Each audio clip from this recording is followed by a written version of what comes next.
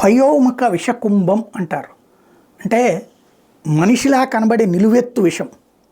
అది రాధాకృష్ణ గారు. మహాభారతంలో అట్లాంటి లక్షణం శకునికి ఉంటుంది. తనని నమ్మిన కౌరవుల్ని నాశనం చేస్తాడు, కానీ ఆ కౌరవుల కోసమే పోరాడుతున్నట్టు ఫీల్ అవుతాడు, చూపెడతాడు ప్రపంచానికి. ఇప్పుడు తెలుగుదేశాన్ని నాశనం చేస్తోంది రాధాకృష్ణ గారు. ఎందుకంటే తెలుగుదేశం విలువలతో కూడిన పార్టీ అని జనం నమ్మేవాడు. తెలుగుదేశం పార్టీకి సంబంధించి ఏదన్నా ప్రజా సమస్య వస్తే స్పందిస్తుందని నమ్మేవాడు.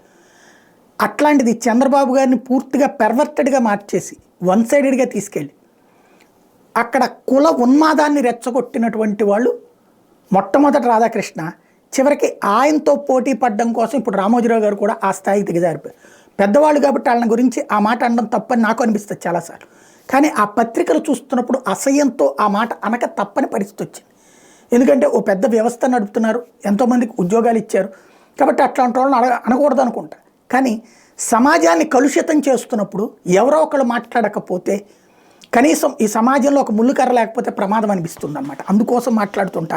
సరే, ఈ మాట అనగానే జగన్ సూట్ కేసులు ఇస్తాడు, ఈ వాగేది వాగుతారు. కాకపోతే ఇక్కడ నా ఘోష నాదే, నేను అది చెప్పేది చెప్తూనే ఉంటాను. పోతే అభిమానం ఉన్మాదం అంటూ ఒక ఎడిటోరియల్ కారణం రాశారు. ఇందులో ఫస్ట్ పాయింట్, జగన్ రెడ్డి రాజకీయాల్లోకి వచ్చిన నాటి నుంచే ఆయనకు చెందిన సోషల్ మీడియా సైన్యం హద్దు అదుపు లేకుండా వ్యవహరిస్తుంది. అతగాడు అధికారంలోకి వచ్చిన నాటి నుంచి ఈ ఉన్మాదం ఒక వాచాలత్వానికి అంతు లేకుండా పోయింది. Very good.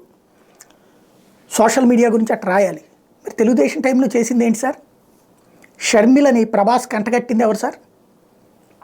ఎక్కడుంది ఇది తయారు చేసినటువంటి కంపెనీ? నెంబర్ 1. ఇప్పుడు షర్మిల మీద ప్రేమ పుట్టుకొచ్చింది. పవన్ కళ్యాణ్ని వ్యక్తిగతంగా క్యారెక్టర్ అసాసినేషన్ చేసింది ఎవరు? 2014 నుంచి 19 దాకా తెలుగుదేశానికి మద్దతు ఇచ్చిన పవన్ కళ్యాణ్. వాళ్ళ పవన్ కళ్యాణ్ని తిట్టించడం, వాళ్ళ అమ్మని తిట్టించడం, ఇదంతా ఏ టీవీ ఛానళ్ళలో వచ్చిందండి? ఇప్పుడు అమ్మాయి శ్రీరెడ్డి వైసీపీలో ఉండొచ్చు, వైసీపీకి సపోర్టింగ్గా ఉండొచ్చు, కానీ శ్రీరెడ్డి కత్తి మహేష్ని హైలైట్ చేసింది ఎవరండి? TV5, మహా టీవీ, ABN, ఈటీవీ వీళ్ళు కాదా? మరి మెయిన్ స్ట్రీమ్ మీడియానే దిగజారిపోతే ఇక అవతల కౌంటర్ ఇవ్వకుండా ఎట్టుండాలా? మెయిన్ స్ట్రీమ్ మీడియానే ఇంత దిగజారుడు వార్తలు రాస్తుంటే ఇక సోషల్ మీడియా లేకపోతే కనుక కృషించి చచ్చిపోవాలి మీరు చేసే బురదకి. ఆ బురదకి తుడుస్తున్నారు వాళ్ళు అంతే. ఎదురు బురద వేస్తున్నాం అంటున్నాం, తుడుస్తున్నారు వాళ్ళు అంతే, తుడుచుకుంటున్నారు. ఆ తుడుచుకోవడమే మనకి ఎదురు బురదలాగా కనిపిస్తోంది. ఇక్కడ విచిత్రమైంది అది. నెంబర్ 2 వచ్చేటప్పటికి, రాష్ట్ర ప్రజలందరూ తనను జగనన్న అని పిలవాలని కోరుకుంటున్న జగన్ రెడ్డి తనను 50 ఏళ్ళుగా అన్న అని పిలుస్తూ కలిసిమెలిసి ఆడుతూ పాడుతూ గడిపిన సొంత చెల్లెళ్ళు తమను అవమానిస్తున్నారు, రోధిస్తున్నప్పటికీ పట్టించుకోకుండా చిక్కటి చిరునవ్వులు చిందించడం ఎలా సాధ్యం?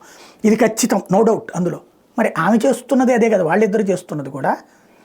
ఒకనాడు వివేకానంద రెడ్డిని చంద్రబాబు చంపించాడు, బీటెక్ రవి చంపించాడు, ఆదినారాయణ రెడ్డి చంపించాడని ఆవిడే చెప్తుంది. మళ్ళీ అకస్మాత్తుగా మారిపోయి అవినాష్ రెడ్డి చంపించాడంటది. ఏది నిజమని నమ్మాలి? రాధాకృష్ణ గారే చెప్పాలిగా. సిబిఐ దర్యాప్తులో అసలు విషయం తేలుతున్నప్పుడు అధికారిని మార్పించింది ఎవరు? అట్లాగే ఆ రోజున అన్నకు అండగా అని చెప్పినమ్మ ఇవాళ రోజున తన వ్యక్తిగత అవసరాల కోసం ప్రజలను తప్పుదో పట్టించడానికి చేస్తున్నది ఎవరు? షర్మిల. మరి ఏం చేయాలా? బురద వేస్తూ ఉంటుంటే కూర్చుని వెయ్యమ్మ అని చెప్పాలా?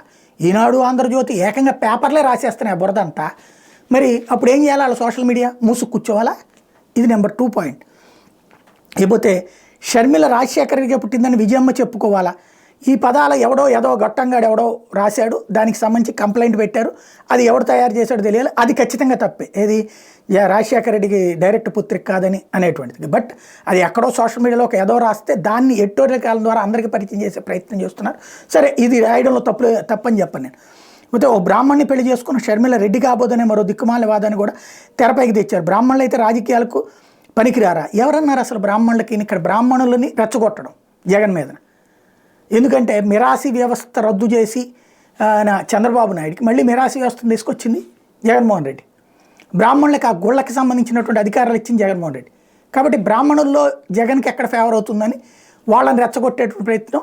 ఇప్పుడు అర్జెంటుగా అనిల్ బ్రాహ్మణుడు అయిపోతాడు, ఇక్కడ షర్మిల రెడ్డిగానే మిగలాలి అనేటువంటి కాన్సెప్ట్. బ్రాహ్మణులకి రాజకీయాలు పని, అసలు రాజకీయాలు పనికిరారని ఎవరన్నారు ఇక్కడ? అసలు దానికి దీనికి ఏమైనా పొంతన ఉందా? అంటే ఈయన స్లో పాయిజన్ ఎట్లా ఎక్కిస్తాడు, ఎవరెవరిని రెచ్చగొడతారన్నది సాధ్యం. ఇకపోతే తమ ఏకైక సోదరి విమలకు హైదరాబాద్లో పెద్ద ఇల్లుని, విజయవాడలోని రాజీవరాజ్ థియేటర్లో వాటాను రాజశేఖర రెడ్డి, వివేకానంద రెడ్డి ఆనందంగా పంచిచ్చారు. రాయలసీమ సంస్కృతి అంటే ఇది. అదే కుటుంబం నుంచి వచ్చిన జగన్మోహన్ రెడ్డి ఇప్పుడు చేస్తున్నది ఏంటి? ఎస్, కరెక్ట్, మంచి పాయింట్. అది ఎవరాస్తి? రాజారెడ్డి నుంచి వాళ్ళకు వచ్చిన ఆస్తిలో వాటా ఇచ్చారు రాజశేఖర రెడ్డి కదా. తర్వాత వివేకానంద రెడ్డి సంపాదించుకున్న ఆస్తులు ఏమైనా ఇచ్చాడా? రాజశేఖర రెడ్డి సంపాదించుకున్న ఆస్తులు ఏమైనా ఇచ్చాడా? తాతల నాటి ఆస్తిలో ఖచ్చితంగా వాటా ఇచ్చారు. ఇప్పుడు షర్మిలకు కూడా నాన్న సంపాదించిన ఆస్తిలో వాటా ఇచ్చారు. షర్మిల ఏం కోరుకుంటుంది? అన్న సంపాదించుకున్న ఆస్తిలో కూడా వాటా. రాజశేఖర రెడ్డి పెట్టాడా సాక్షి? జగన్మోహన్ రెడ్డి పెట్టుకున్నాడా? దాంట్లో షర్మిలకు వాటా ఎందుకు వస్తుంది? భారతీయ సిమెంట్ జగన్మోహన్ రెడ్డి పెట్టుకున్నాడా? రాజశేఖర రెడ్డి పెట్టుకున్నాడా? అప్పుడు దాంట్లో వాటా ఎందుకు వస్తుంది? ఓకే, ఇది పోనీ మనం చర్చకి తీసుకెళ్తాం, బాగానే ఉంది. చంద్రబాబు నాయుడు గారికి సంబంధించిన హెరిటేజ్లో వాళ్ళ చెల్లెలకి ఎంత వస్తుంది? ఏం వాటా ఇచ్చారు? వాళ్ళ తమ్ముడికి ఏం వాటా ఇచ్చారు అనగానే మనం ఏమంటాం?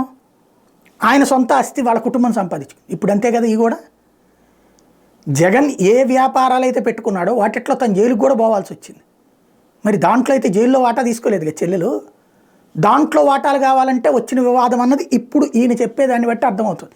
ఎందుకంటే షర్మిల ఇవాళ 100 కోట్ల రూపాయల దాకా తెలంగాణలో ఎట్ట ఖర్చు పెట్టగలిగింది? తండ్రి ఆస్తుల వాటా రాకపోతే అనిల్కి ఏమన్నా ఆకాశం నుంచి డబ్బులు వచ్చి కోట్లు ఏమైనా పడ్డాయా ఏంది? అనిల్ దగ్గర డబ్బులు ఎక్కడి నుంచి వచ్చినాయి ఇంతకాలం మెయింటెనెన్స్కి? ఇక్కడ ప్రాక్టికాలిటీ మిస్ అయితే ఎట్టా ఆర్కే గారు? జనాల్ని ఒకవైపే చూపెడదాం అనుకుంటే ఎట్లా? అయితే జగన్కి బెయిల్ కోసం సోనియా వద్దకే కాదు, అప్పట్లో ఆమెకు సలహాదారుగా ఉన్న అహ్మద్ పటేల్, విజయమ్మ భారతిరెడ్డి పలుమార్లు కలిసి వేడుకున్నట్టు అప్పట్లోనే కొందరు తెలుసు. బెయిల్ కోసం కాళ్ళబేరానికి దిగిన జగన్ రెడ్డి పులివెందులు పులి ఎలా అవుతారు? మరి వీళ్ళు వెళ్ళి కలిశారని చెప్పి షర్మిల చెప్పింది.